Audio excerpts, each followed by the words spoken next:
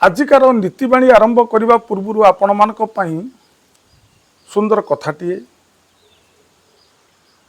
यही उपदेशटी जदि आपण माने ग्रहण करेंगे आपण जीवन भी सुखमय हो। यही उपदेशटी होउची स्वामी को पई नारी माने अनेक अलंकार ये पिंधुचंती किंतु गोटे अलंकार आज्ञा ये पिंधिबेनी ता स्वामी पई ये विपददायक। मने रखंतु सबु अलंकार ये पिंधि पारिबे किंतु ये गोटे अलंकार जीवन रे केतेबेले पिंधिबेनी आज्ञा। आपण माने स्वामी को पई सिंदूर पिंधुचंती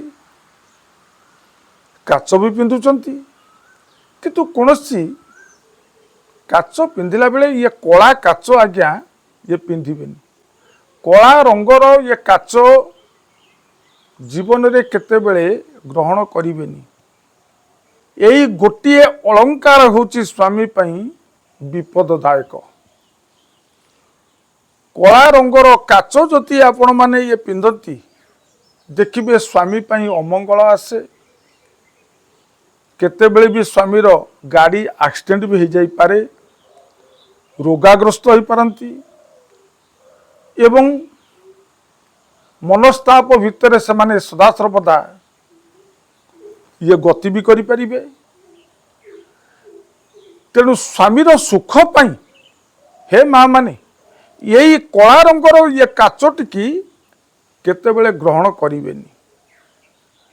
यही थला मोर आपण मानक पई उपदेश। जदि यही नीतिबाणीटुकु आपण माने ग्रहण करिवे ये उपदेश को ग्रहण भी करती आपणकर जीवन सुखमय हो जिवो, ये परिवार भी सुखमय हो जिवो।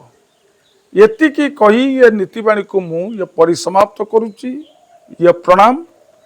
जय जगन्नाथ।